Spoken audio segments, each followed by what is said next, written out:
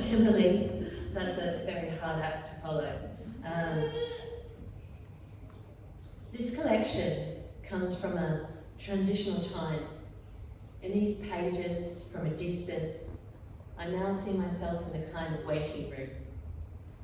It's not to say that becoming pregnant or having my daughter made me a different person. I wasn't waiting for motherhood to fulfill me.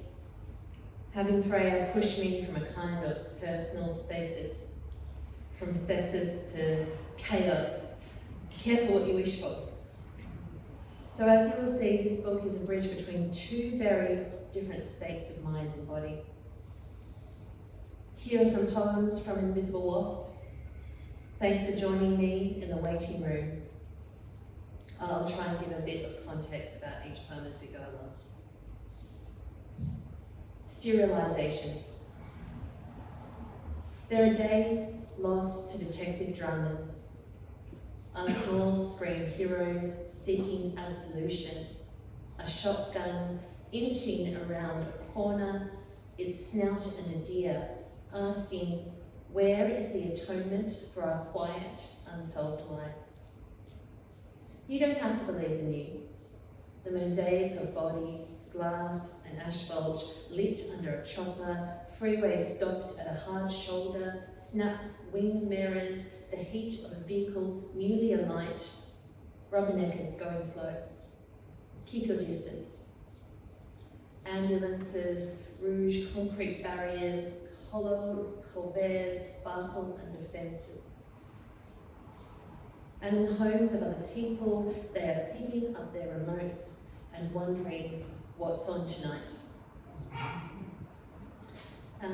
During the pandemic, I watched a lot more TV. I checked my phone constantly.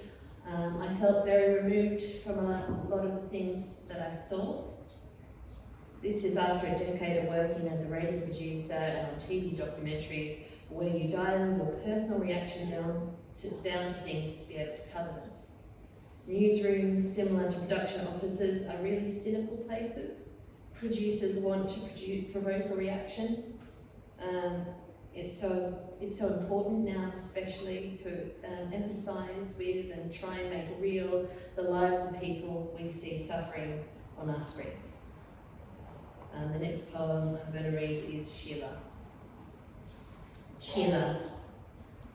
Something unrealised in the way the day ends on this side of the flat. Windows noose the light and the colours never blossom. It's a pressed grey through autumn, but the leaves remain all blood and beauty. A tired pen tallying a week's shopping, the knife that slips between the gum of an envelope. On Sunday she looks so unwell. Blouse unbuttoned and a glimpse of bra takes us by surprise. Fabric loose on the railing of her shoulders, shutting the door and snapping the deadbolt, the frosted glass in a sea of her shape. This poem was written about a woman in London who died without anyone noticing.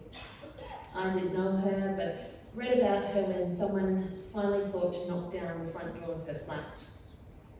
It's important to make Sheila real.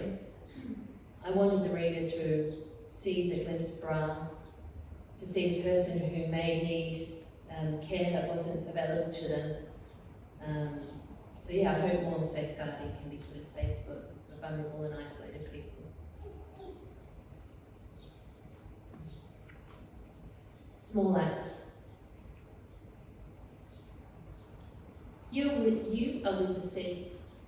In the OT crawl of water, each morning I wake to find the bed empty, the house full of splashing, and dawn remind me to tell you how the bus climbs a hill between the junction and Bronte, how at the top is a cemetery and a long drop into the ocean. You are with the tall grass, weed dry, tangled in blonde knots and decomposing birds. This bath copies another, far too hot to begin with. I sit upright until it cools. You on the tiles, chin upon the lip, staring up at me. I want you to look away, not at my pinkness, the crossed, thick calves. We've sat in this room a long time. I don't have much to say, not beautiful enough for the perfume in the water. It gets in my eyes when I tip my head back or rub my face. Feels like drowning. Tonight I have the house all to myself. The squall of engines, constant trams heckle the windows. Can you call this music? Can you tell someone you love them with this sort of song? I sit on the couch in my favourite shirt, a couple of buttons undone until the V sits under my breastbone. In the mirror, I pretend I've had a boob job, hoist them towards my chin. You are with another season. I mistake a street lamp for fireworks.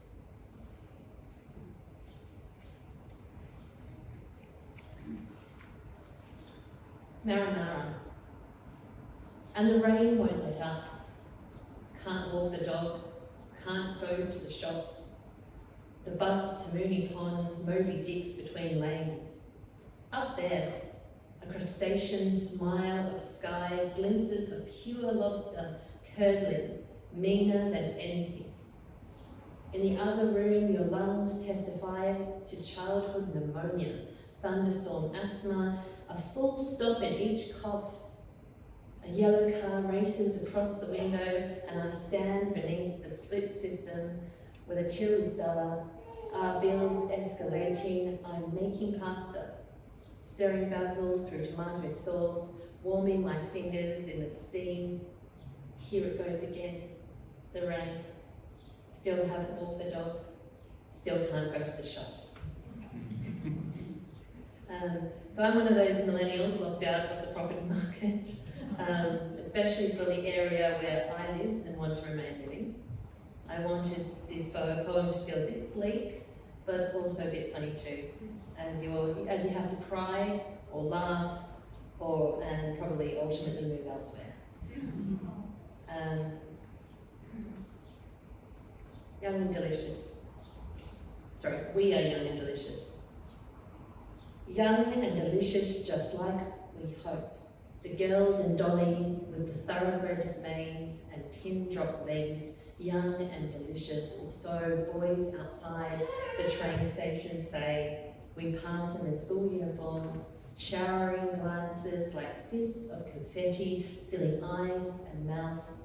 Spend our money on hot chips to share. Sometimes we take the train into the city to sit in Fed Square and undo our top buttons. Tell the men who come we are young and delicious when our youth doubles as a blessing and an injury. We will tell them to empty themselves out of praises until it's dinner time, and we must leave behind our young and delicious, go back to the suburbs, leave the threads of our song to simmer, to wait, to ripen, to waste. There are more poems about girlhood in my previous collections, Bone and Gentle Creatures. A couple also made their way into Invisible Wasp. Having Freya, and thinking about what her life might be like as a teenager, makes me think that we're all very lucky to have made it out of life in a lot of ways. Another poem in Invisible Wasp, Paris, Christmas 2016, has an older view of growing up. In writing this poem, I wanted to explore the highs and lows of late 20s. Friendships, when sometimes these friendships can be really, really, really intense to the point that some last and then some completely implode. Here is Paris, Christmas 2016. I hope it doesn't put you off.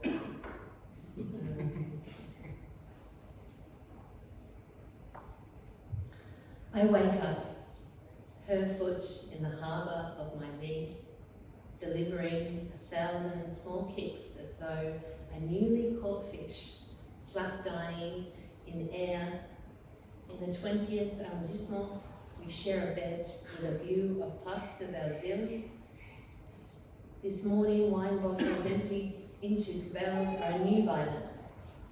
Between rods of grey light, the debris of our 20s, wet wipes, makeup tubes, scrunch knickers, all glittering trash as anchorless as we are. Julian's brother has trained his cat to use the toilet. Piss champagnes into the bowl every few hours. On Boxing Day, she is depressed and sits alone in the kitchen. In bed, I listen amidst the crying, nails on plastic, the flow of urine louder than tears. Now, we are laughing or dying, whatever.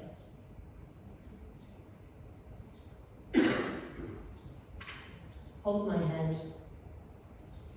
Billy hangs around the bus stop after 3, asking schoolgirls to hold hands under a wattle, pushing over the fence, rolling his wheelchair up and down. He will not touch elsewhere.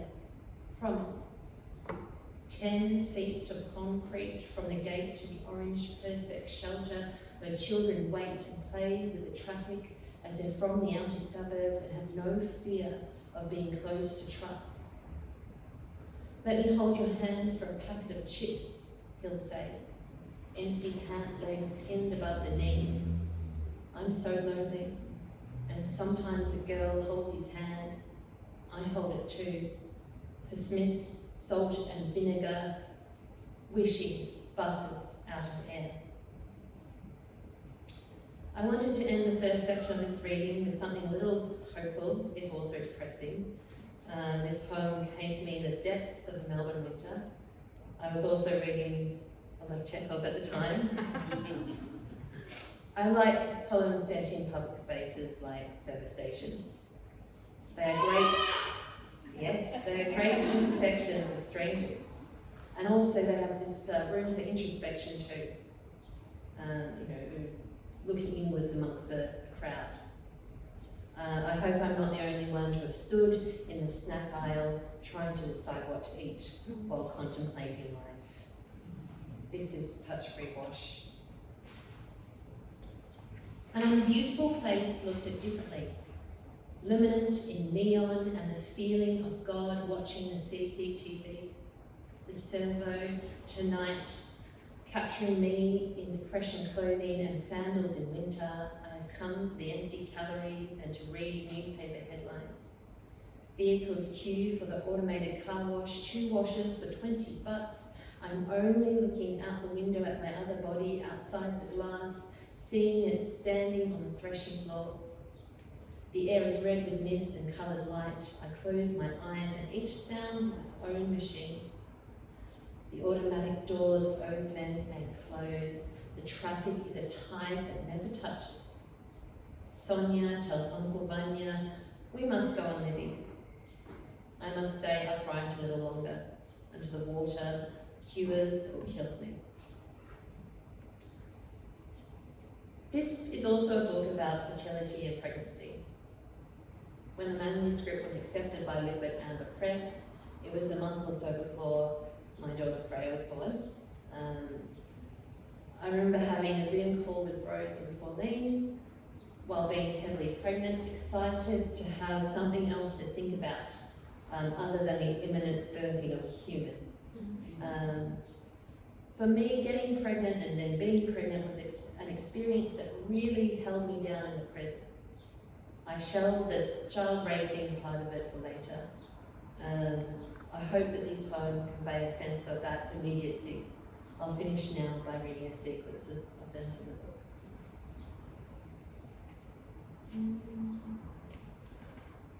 You, luteal wanting. Rotating through unhurried rooms, the hours for touching hide over your belly, looking for signs, but the furniture is as still-limbed as ever. You cut a knot from your hair and drop it like an anchor. You leaving the house on a tram that splits the atmosphere like a worm dancing the soil. An arrival's cloud counting the stops, a roll call of acquaintances. Funny how you found a seat when the last thing you remember was watching the traffic from the window. And now the last page of your book rests between your thumb and index finger, spine flexing in your hands as the doors open and whistle and shut, and above power lines, fuss like coat hangers disturbed along a rack. You say, on Sundays the city lacks purpose. that something big has opened its mouth and misted the high rises and aftershock, like a cough followed by a shudder, but there is no affirmation apart from a mushroomy mouth taste and the nausea that sweet hot tea won't scour. By the docks, orange-eyed seagulls land on broken feet. Your sister turns around, looking for a waiter. You strip a serviette down to fibre, and the only way is back. You make no new path through the water, just turn on the unbeautiful concrete before it falls into the bay. On Tuesday, walking by the river, a snake humps over the path, your heart sliding from its cavity into grass, dry and long as wheat. You reset to factory settings, the reeds on the embankment shiver, then go still. Maybe baby. Nicholas under the paper skirt, I could do without a baby. The instrument tickled thighs to quaking when the doctor probed, then wrote for the blood test. I set my feet from the stirrups and put my clothes back on. Stapled by the shame of occupying a body, marked for incisions and internal stitches, more exorcisms, cold and clinical, held in brightly lit rooms.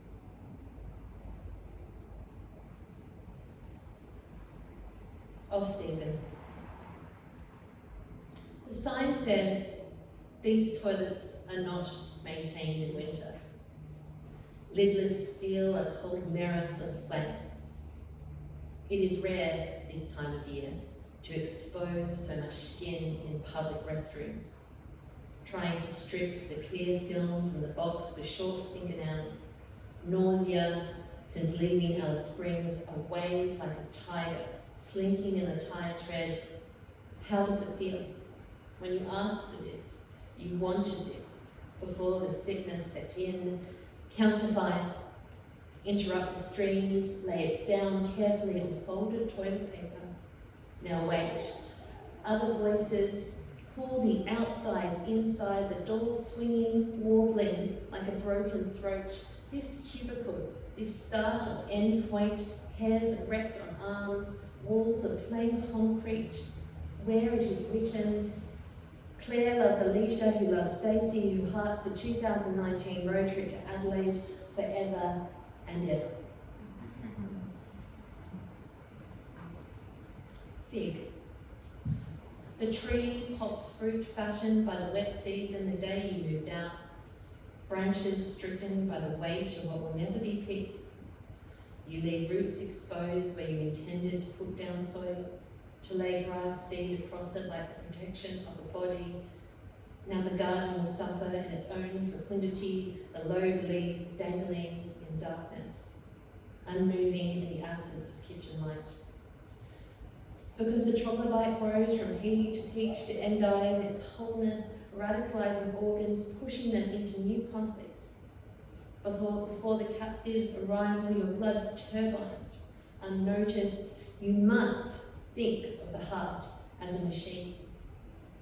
Pristine, then worn down, you expand and harden, a sail canvas left for the sun. Barely touched by winter and kept to heated, airless rooms. The summer comes with warnings of bushfire, days of unrained heat. When it's time for drying and turning the zirconia, you will give up the work, expanding into the quietness of an unlit house, cooling the soles of your feet on polished floorboards. You'll treat sickness with oranges, pulp caramelizing teeth, the inside sweeter than expected, soft with time. And I'll read one more. I'll finish off with the final poem in the collection. This is Notes from Greenland. Smooth as freshly palmed icing, I never understood how she got it so neat around the fruitcake. The ice sheet I dreamed of that summer in rooms alive with air conditioners and insects with hands too swollen to mix the batter. The ice in my glass drained and split into 3 lakes. In a grandmotherly way, she kept refilling, asking if I was hungry. I spent the afternoon going to the toilet. In the dream, I fled across a tundra under never-landing birds, circling and rolling like tides. Beneath snow, a huge canyon, an unlocked snake jaw filled with hardening earth. Pregnancy put such strange thoughts in my head. The soreness in my muscles like stiffening into a living statue. I told him to find a nice place in the sun and leave me. It wasn't easy being in that body. The Pilates instructor went around the class and knew better than to ask how I felt. As I sat there, preparing my list of injuries, a crater had opened in the middle of my back. Sparse towns and villages resisting shoals of black pebble. And gravel up along the spine, the coast, the sea splitting from endless channels, lungs blowing air in the shape of chandeliers. Every day taking a little bit more space, and my body a landmass, deplatformed from old ideas of personhood. We became more and more alike, the continent and me. I put the coordinates in my skin, struck out like a blind explorer. Thank you.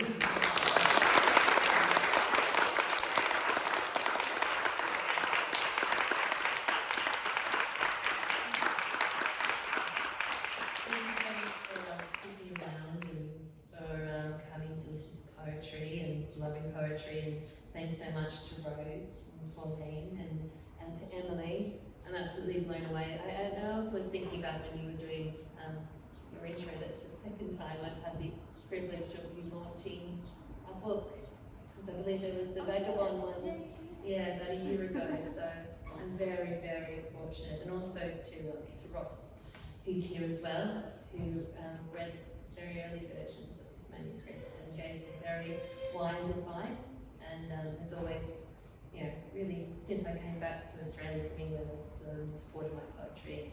Yes, it's been great, and it's been great to get to meet the wider Liquid and Live Press family as well. So, hey, so I will, we're going to have a bit of a chat, aren't we? So, Steph, as you know, with the stars in my eyes now, literally and metaphorically. So I spoke about reading Gentle Creatures. I haven't read your first collection, Bone, I must confess, but anyway, I love Gentle Creatures, I love this one so much. And some of the connective tissue between that book and this book. Could you talk a little bit about how you've progressed across your three collections? Have there been any deliberate sort of formal or thematic paths you followed, or do you tend to just take each one on its own merits? How much of a planner or a plotter are you, or how do these collections emerge for you? I really wish I could be more of a sort of planner and a plotter when it comes to thinking about a collection as a whole. A lot of the poems really are quite circumstantial. So they do come out of the immediate environment. When I wrote most of the poems for Bone, I was living in London in sort of as part of the 2020 lockdown, which some of you may remember. So those poems were really looking at how the world had changed in a way, and how I now found myself in a space living quite closely with my now husband Ed. And that idea of about, going from leading a very busy, and I think as we all did, busy, independent lives, to, spending most of my time, in very close proximity, obviously in a very pleasant, very wonderful way. And so it made me think a lot more about the domestic, and it was sort of written over a time where we decided to get married and then eventually come back to Australia. So I think that those poems then bled into Gentle Creatures, which was about, in a lot of ways about coming home. But I also, as I think I mentioned, girlhood sort of has been a bit of a recurring thing that's come through my writing. I've been working on some newer poems where it sort of appeared again, and I think now it's looking at it with Freya in mind and going, wow, she's gonna, I think for anybody, it's that adolescent teenage period is such an exciting but also dangerous time. I know you mentioned the word danger in your introduction, and that really hits the nail on the head. It is can be such a dangerous emotional, physical time. So that's sort of what has sort of pulled through. And I guess in terms of form, I sort of maybe started writing a bit more prose poetry. I actually started writing these tiny little poems when I went on a trip over on the west coast of the United States in about 2015. And I came back with these very sort of simple poems, sort of prose poems about this trip I did on all the Greyhound buses and meeting these people called Randy who ran the San Luis Obispo Ford dealership and all these other crazy adventures. And I actually started off making zines and printing them out on the work photocopier at weekends and stapling them all together and leaving them in libraries and public toilets and bars and all those sorts of places. So that's really where this sort of seed began. And but I think over time, in terms of form, I've kind of come from prose into more of a different use of stanza and couplets and stuff. So it's changed in that way. But I think it's obviously at the moment a lot of my poetry is about early motherhood. So and I am actually even looking back on poems I wrote right after Freya was born now, and even in a few months it feels like that was a completely different person writing those. So it's interesting to go back and edit those, and that is when I was going back and editing and we're doing the final manuscript checks for Invisible Wasp and going back and looking at all the pregnancy poems, it just felt like a different person. So if nothing else, I feel like I've got this amazing record of my life in different stages. Yeah, there's that element of documentation. And actually, I really love your poetry notes, poet's note that come once. A poet mail, yeah, which is incredible. Which is also a similar thing of documenting your life as a poet, as a parent, like photographically with words as well, and that thing. I think it's such a valuable and beautiful thing to do, to sort of to do that for yourself and also share that with others is kind of just this stepping along with this new path that you're on as well, with you as an artist in there as well. It's amazing. Yes, highly recommend you get on Steph's Substack if you're not already. So speaking a little bit about some slightly more formal and technical things which I love about your poetry, I'm really interested in this sort of, if you read Steph's poems, you'll notice this very slippery kind of subjective and objective positions. So there is always a speaker who at times seems to be the writer, and at times is sort of not. Maybe think a bit of what you were saying earlier, Ross, about how you sort of step into a different mode and become the person who told you the story. There's a bit of that in yours where you're not quite sure who the subject position is. Something that, more of a lyrical or a poetic I, as in I, the pronoun, but also I, the organ in our heads. And the speaker is also often addressing someone who is sort of quite elusive, who is there but not quite there. So it's not quite confessional. There's something else happening, such as in Small Acts, which is the poem that you read. Could you talk a little bit about this, what I've called this dialogic playfulness, and how important is it to you that a reader has a sense of a stable kind of subject position, or who's talking, who's being talked to, or if you enjoy that sort of slightly elusive mercurial quality, or how you manufacture that? I love maybe sowing a little bit of confusion in my poetry and sort of slipping between perspectives as well. I like the idea of the you in the poem. So, in a way, something like you, Lucha, wanting, in a way it's me talking to myself as well. But I love how that you it's also a bit universal.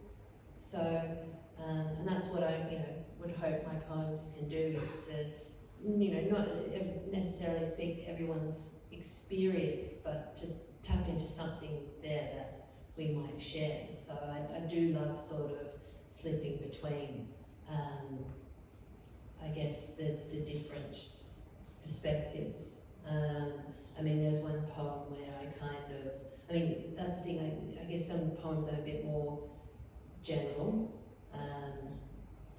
And then there's a poem like After Memory where I'm sort of slipping between the characters, the mum and the sister and the person who's telling the story. You know, they could be three separate people, they could be the one person. There's all this, just, you know, in the end they're sitting around this kitchen table and they're living this shared interlocked experience that, you know, the way that we kind of do with our lives and the people that we form relationships with, or our family or friendships, work colleagues, you know, we do end up sort of winding our lives around others. So I guess that's kind of what I like to do in my poems, to kind of bind things together and to show how complex that can be. Yeah, because I have a very communal, and sometimes I have that sort of lovely intimacy in like the writer to reader, but there is a sort of communal feel, which I think too is why, again, I say again how I love that the quote from a play, that's like that sense of the art form of playwriting and that being a communal art form. It does feel like your poetry has this sort of way of speaking to and in around people who are kind of coming and going, almost like a choral element to the listener as much as to the speaker, which I really just find very a beautiful reading process.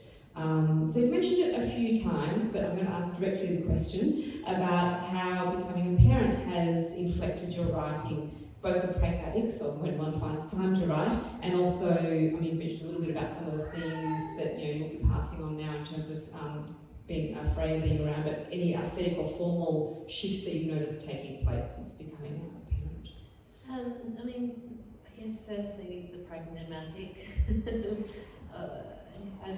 Before Freya came along, I used to write in our second room that we had in our 2-bedroom house, and slowly as she's got older and older, my old writing desk has just got layer of children's toy and wet wipes and the other detritus of parenthood, and you know. And I happily give that up, you know. I can. It's lovely for her to see her grow, and I'm very lucky for her to be doing that and taking up more space in our lives. But so currently, my writing desk is my knees in the lounge chair after she goes to bed, and you know, she goes to bed about 7 now, which you kind of think, oh, that'd be great. I can just, you know, I'll have 3 or 4 hours of, you know, pure writing time, but honestly, she goes to bed and I think my adrenaline just drops and I just end up feeling so tired. It can be hard to concentrate, and you know, obviously you've got to give attention to the other different parts of your life, and so it can be a real struggle and a squeeze, and I'm sure it will, you know, it will change again, and I have tried to, you know, on her first nap of the day, say, this time I'm going to, you know, sod doing the washing and all that sort of stuff. I'm going to sit down and write, you know, for an hour while she's asleep, and that's been really nice, just doing an hour or so of free writing. And then, you know, sometimes in the evenings, editing some poems, looking at stuff, but just knowing my limitations. I think it's just knowing my limitations, and I can't operate in the way that I used to. And in terms of form, it feels like it's still evolving in terms of like writing about parenthood. I think it feels like, you know, I feel like I'm done writing about pregnancy, and then at the moment it is all about early parenthood. I think the shock of those first few weeks of early parenthood have now subsided. You know, that first month where you can, well, I felt, you know, that you are in just survival mode. And now it's sort of you know, observing that the daily grind sounds like a really cruel way to say it, because, you know, it's lovely in so many ways, but it also is, you know, it's so set and routine. And I, you know, never really particularly like living my life in a sense of strict routine. You know, my poetry doesn't really follow a form or anything like that. So, yeah, it's just, you know, keeping making time to keep doing it, to keep reading as well, and that's sometimes been a little bit of a struggle to find time to read too, but just to keep being aware of the world and of words and being a little bit gentle with myself as well sometimes. Oh, absolutely, very important. I've got a couple more questions, but I want to open it out now to the audience to see if anybody else would also like to join this conversation. Anything you'd like to ask Steph? Yes, there's a microphone that will come roving towards you. Any questions? She wants to know Have a how comment? she'll her next speak.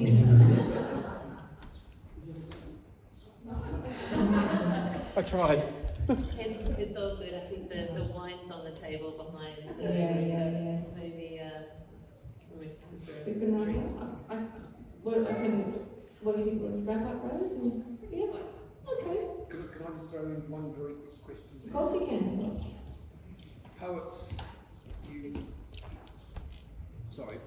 Poets who in the past, from when you started writing to now, that you admire, or poetry heroes you have,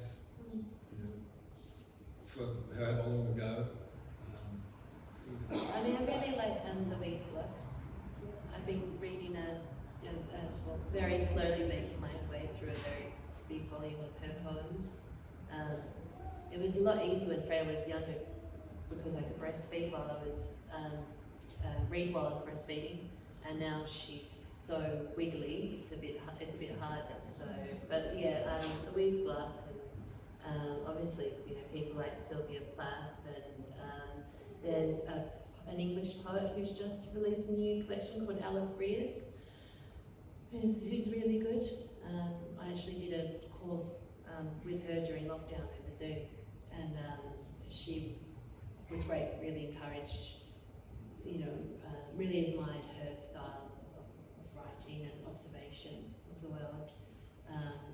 People like Jackie Kay, I really like. I mean, yeah, it's a very hard question because it opens up this sort of deep chamber in my head, and I get a bit lost in it. But yeah, That's great. Thank you. Thanks, Joyce. Final call. Oh yes, there's one more question. Please.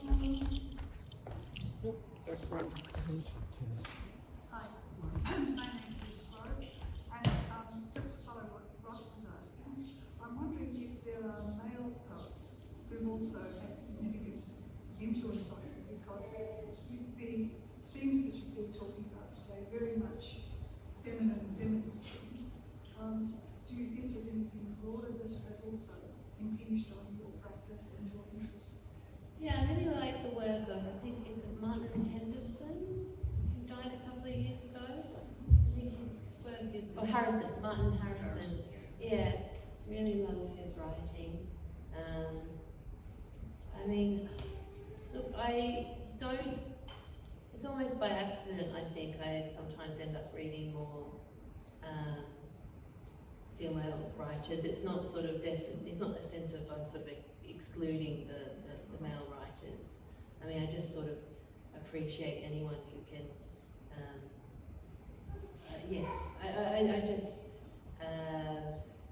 I guess for me it's sort of, as I said, my writing is so circumstantial. It comes from the everyday life and the living, and it sort of does tend to lean towards that.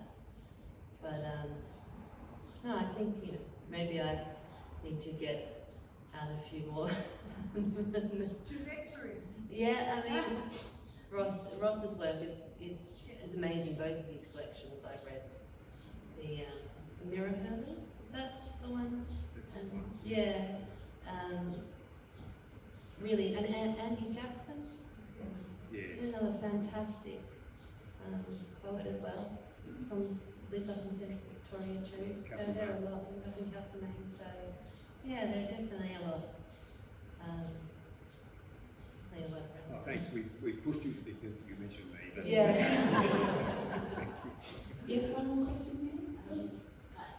I was just wondering, are you influenced by music, or have you thought of exploring music within poetry, and especially when there's a crossover. I think that you would be talented in both ways.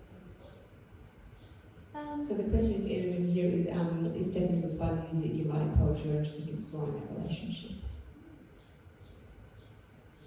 It's a really good question. I tend to, there are certain songs and ways of storytelling that inspire me to write poetry. I love there's a Paul Kelly song where he's talking about getting on the bus from St Kilda to King's Cross. And that's just one of the most beautiful, opening lines of a song. But I guess in that sense, I've probably never thought of, listening to a beautiful, say classical music or ambient piece and kind of writing to that. Though I love the way that language can dip and fall in the same way a piece of music can. And sometimes you feel like you write something, you bring the reader right up to the precipice, and then maybe you do a really severe line break.